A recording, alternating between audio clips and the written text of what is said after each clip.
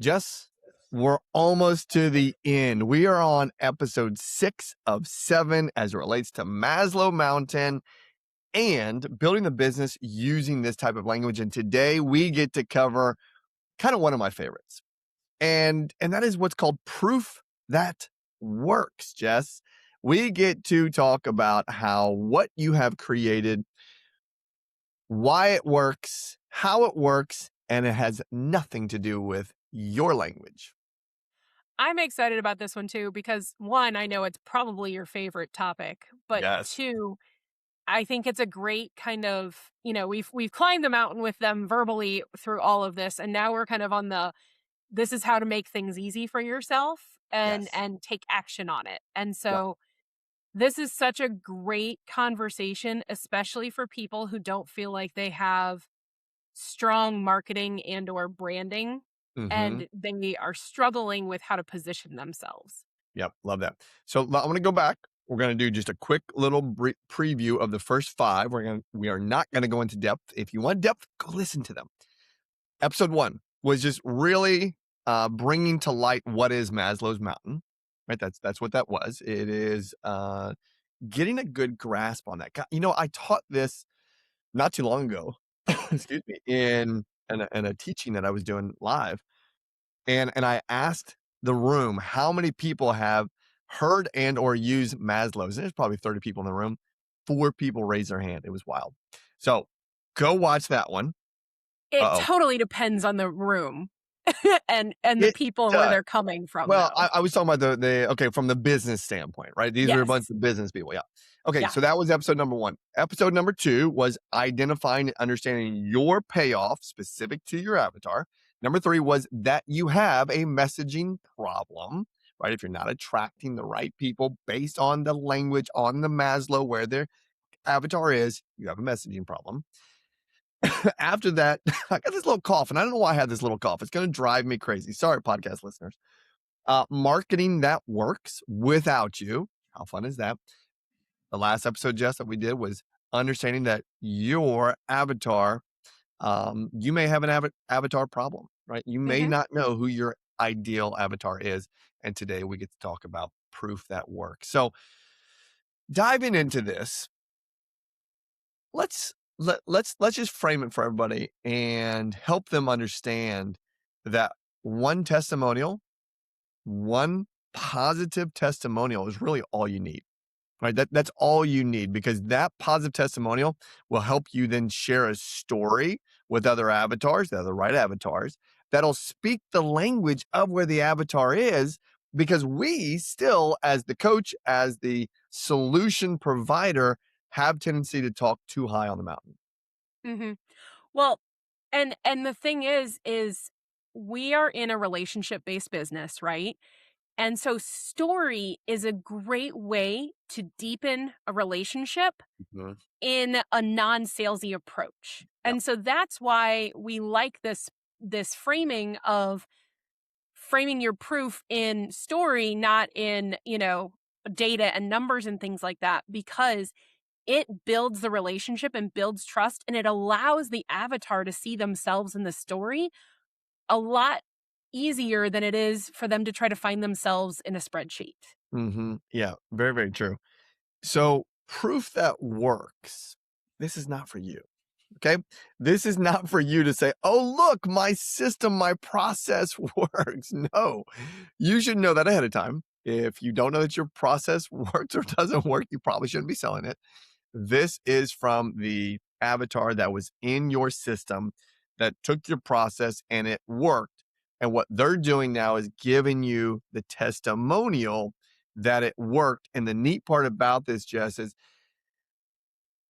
as you start to collect these, right, as you start to build this vault of proof, some people like to call them receipts, some people like to call them just that, testimonials, is you can start to use these as confident boosters, right? You can start to Mhm. use these as, they say you have to stand on the shoulders of people that have come before you. You can start to use these as borrowed confidence that, hey, I do know what I'm talking about here, and people are having success through this process.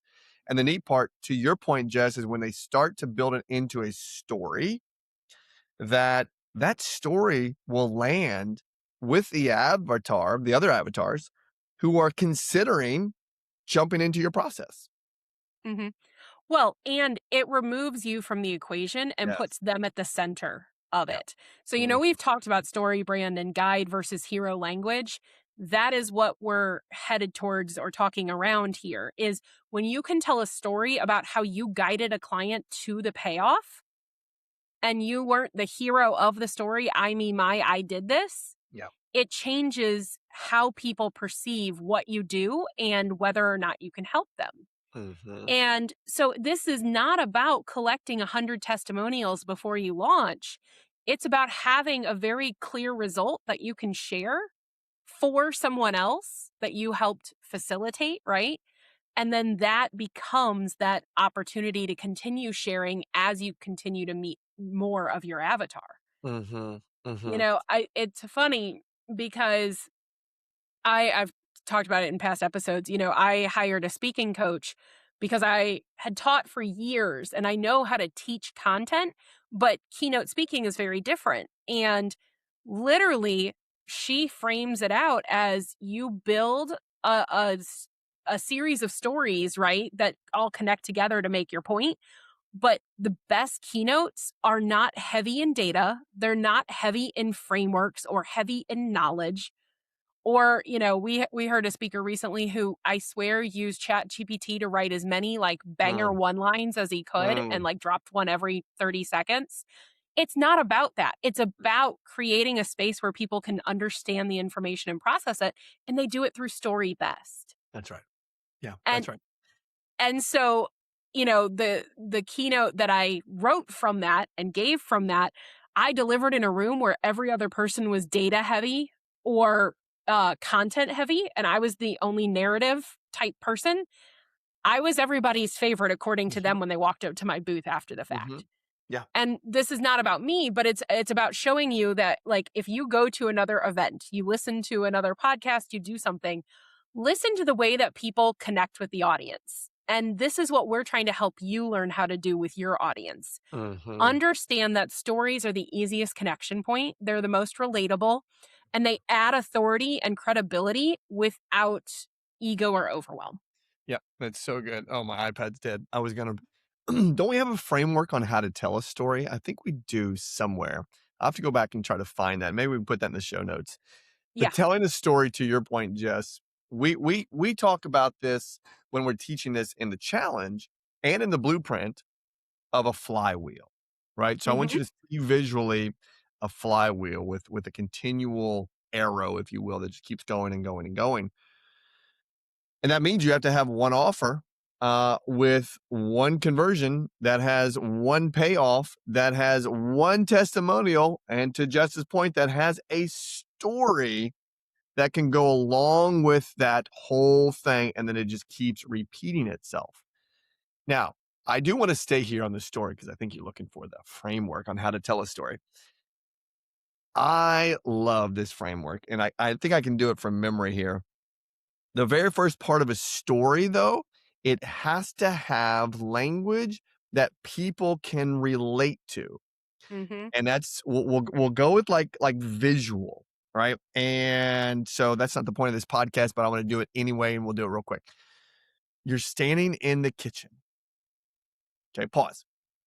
Most people who are listening have a kitchen, Jess, and so therefore they can see themselves standing in a kitchen. Now, when we were learning this, I think someone used the framework of the phone rings. Well, most people back in the day when I grew up, my household phone was in the kitchen, and so that made sense. But nowadays, your phone's always in your pocket. But you can see that it starts with you're in the kitchen, everyone can hear it, and the phone rings, and you look at it, and it's the doctor. Okay, pause for a second. Everyone can start to relate with that type of context in a story. So you want to start your story with context that people can relate to. The doctor, I answer it, and he says, I have bad news. Okay, pause. What do we just insert? We inserted emotion, right? And so, Mhm. or I have good news, or whatever you want to say there. But again, everyone can relate. So, in the storytelling framework, it has to start with the context that people can visualize themselves in the story. Mhm. What does that have to do with our podcast today, Jess? That that part right there is so important because again, we have been discussing Maslow. We've been discussing the mountain that it is of the hierarchy of needs, where we have a tendency to stand on top of that mountain. Mhm. And when we start to tell stories, if we are telling the story on top of that mountain, it's not going to align with the person at the bottom of the mountain who we want to attract. So when Mhm. we tell the story in the context of the story way, the story has to be told in the context for the person that you're looking to attract, which is probably closer to the bottom of the mountain. I love that you're saying this because you're exactly right. The whole point of the story is you introduce the problem and then you tell the narrative of how the obstacle or the problem was overcome, and Yeah. there, like, you almost give emotional hope on that there is a solution at the end, Mhm. right? I mean, that's the very short gist of what you're saying is you Yeah, open with a problem, end with a solution. that's right. And uh too often people will get too in the weeds of their narrative, their story, with details Yeah. or non-relevant information to the person receiving the story. And Mhm. so I love that you're saying think about where the person is on the mountain and where they're hearing the story and what they need to hear from the story. Mhm. Because I could sit here and tell any number of stories, Adam does the same, but those are not going to land or relate if they're not the right message for the person based on where they are. That's right. So it's not telling a story for the sake of telling a story, but it's a story for the sake of the human hearing it and helping move them up the mountain. Yeah. It's building relatability, it's building Hmm. relationship, it's building it's almost telling Jess, we've seen this many times with many coaches, is that their process has success. And yet they are afraid to, we'll just for context here, tell the story because they don't want to come off as braggadocious. Oh, I don't want to Hmm. brag. I don't want to brag. But that's not what this is about. Adam, this is about, I was getting a little excited there. Yeah, This you is were. not about you, listener. This is about your avatar. The Hmm. story is about the avatar. If you make it about you, now you're stepping into bragging space. And I need Right. this to hit home here because this is so important. Proof that works, storytelling in that proof testimonial space has to be told in a way that it's not about you, it's about them. So as Hmm. you're sharing the win for that client, which builds credibility for you, it's not bragging. No. Well, it to me, if it's done well, it actually is the objection handler Mhm. more Good, so than anything else. good. I mean, I think about I did an introductory call with somebody last week who was interested in my work in terms of helping build communities and organizing IP. And they had several objections that I heard through the questions that I was asking. And basically, what they didn't say, but they were saying is, I don't know if you can help me. Like, how do I trust that you can help me? Mhm. And so instead of saying, well, I can do this for you because I shared a story of a client that I helped who went from working one on one to working in a group setting and what we did through the process and how they launched with a certain dollar amount day one of their community after working with me. So it had nothing to do particularly with me or I or anything there. It was telling this narrative of this client, Mhm. and it answered every objection that she had without me saying, well, that's an objection, let me handle it, right? Right. And now she's figuring out how we're going to work together Yeah. because of the fact that the objections were handled through a story. Yeah. And it wasn't that I pulled 10 stories out of my pocket, even though I have enough of those that I could speak to them.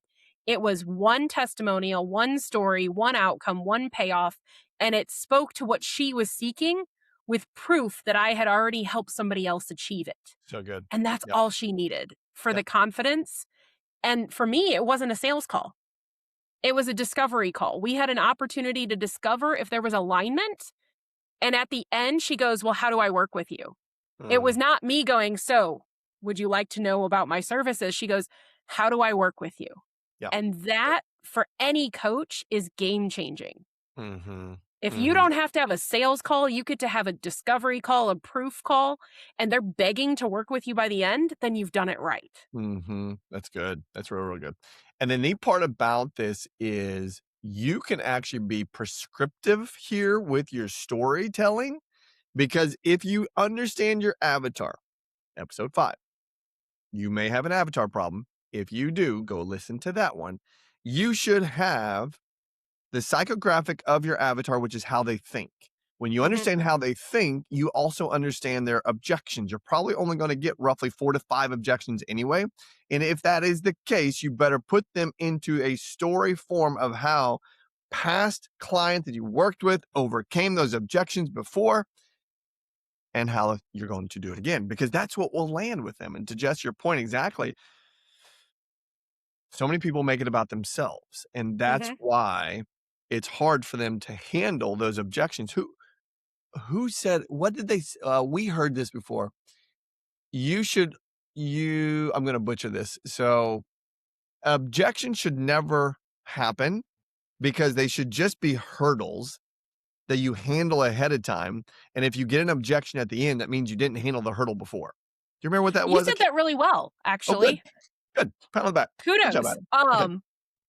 But that's true. Like if you are doing that's so to me, that's the difference between the sales call and the discovery call, right? Yes. Or you can Hmm. call it an alignment call or a strategy call or whatever. But the key here is it's not a sales call. If Right. you're leaving a call and you still have objections, you just did a poorly done sales call. Hmm. Yeah. Very, very true. Very, very true. I That's mean, so good. seriously, Mhm. that is the thing here. And it's so funny because in early coaching days, I had your script for what we call a deep dive, right? And I Right. did try it, but it never felt authentically mine. Right. And it only took practice and figuring out how to uncover alignment Hmm. and handle objections through story that I was able to then adapt it and make it mine.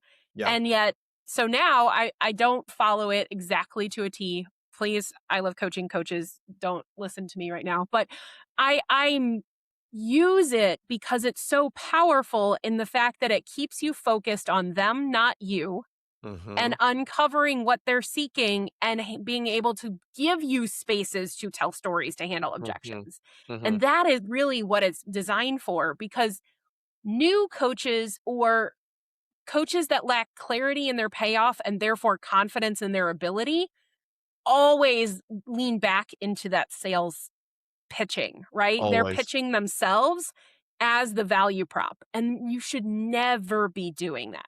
And that's Hmm. why we wanted to spend so many episodes on this Maslow Mountain Hmm. was because you having clarity in your payoff and the journey that you take somebody through to get that payoff gives you all the confidence that you need to bypass ever holding a single sales call. Yep. Very, very true. Well, most coaches can't do that just because they're generalists. Exactly. They're generalists. They're not specialists, and therefore they don't have anything to show from a proof standpoint other than look how many clients I have.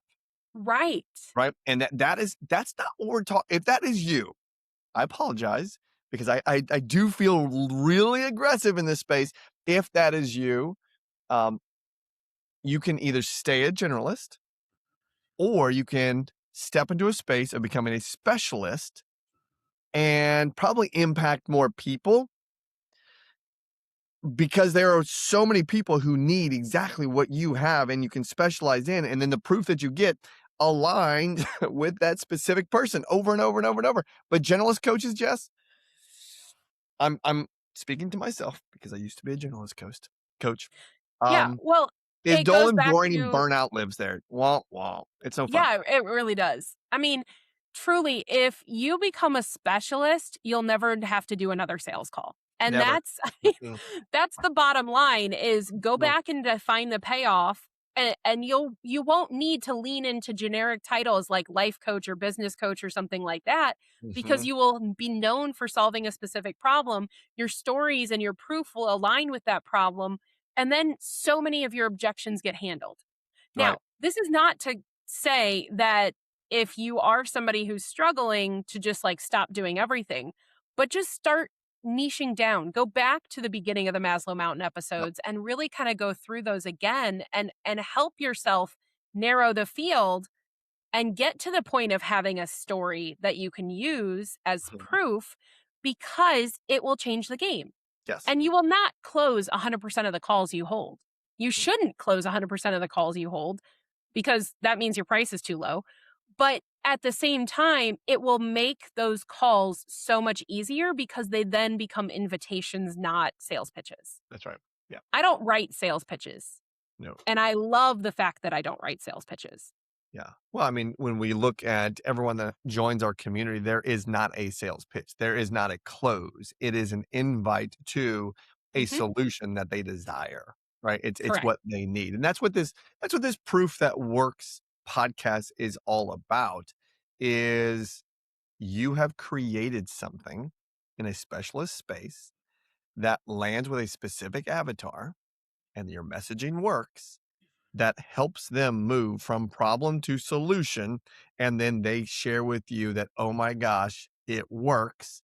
And then you take that and share it in a story to attract that same avatar over and over and over. And that's how this whole simple thing works. And now, Hmm. now the neat part here, Jess, is we will end with this is you can take those stories and use them for social proof everywhere you want to. Because most people, well, let's just, I don't know why I feel a little spicy today, Jess. I kind of want to get after it a little bit. Well, the the selfless people don't like to promote themselves, right? Right. And so what you can do with these stories, if you are a selfless type person and you do like to make things about other people, is you take these stories, you take these testimonials and you can frame it out that way. Right, let's just say Hmm. you have your process and gosh, I want to start a podcast, but I don't want to make it about myself. Fine. Take all your stories, bring them into your podcast, and let it be a podcast storytelling thing over and over and over. That's just being silly. But you can use that in any vertical that you want to for social proof, Jess. And that's Hmm. what that's the fun part about this last part of the mountain. Right. Well, proof means that you aren't promoting. Right. Those are two very different things. So Yep. proof is you have the receipts Yes. versus promotion, which to me is just paid advertising. It's very And it's true. like it's so and I think this is why this lands so well with me because, Mhm. I've shared it on previous episodes. I genuinely dislike social media. I struggle with putting myself out there in that regard. I can show up as my authentic self in a room no matter where I am, but I don't like putting myself out there for things Right. because I've always struggled with it feeling too salesy. Right. And once we buckled down and figured out how we served coaches and I found my expertise in that piece, I can now confidently walk into any room and be like, yeah, this is who I help and what I do. And let me tell you a story about it. And I Mhm. don't ever feel like I'm promoting. I just Yep. feel so confident in the outcome that I've gotten people that it makes it easy to connect and figure out, hey, is this person building the thing that I serve in? Yes or no? Right. And you can go about your merry way without ever feeling like it's shameless self promotion. Mhm. Yeah, And that's great. that authentic way of showing up just feels so different. And I love that you said people who are selfless. I look at it as service oriented. Are you Yeah. serving or are you selling? Sure. Yep. Success or significance, right? What are you focused on? And I love Mhm. that John always says it because if you focus on significance, success will follow. But if you focus on success, it's a dead end, right? You'll hit the end of that street, and it's like, oh, what do I have to show for it? Significance, as we were talking about here, um, Yeah. has legacies. Okay, so We have one more podcast after this, right? Mhm. It's at 7 of 7, which will be the next one. And I'm gonna give you just a little bit of a teaser because now that you have Great. climbed all the way up to the top of this mountain and you understand every single part of it, now what? Right? That's what we're going to leave this episode with and go to that episode. Now, what do you do? So that's all Mhm. I'm gonna say, Jess. I'm not gonna give them any more, just that. I So know, I just laugh because you love giving things away. cliffhangers, cliffhangers. You are Yes. so funny. Okay, No, land the plane, but Jess. Get us out of here.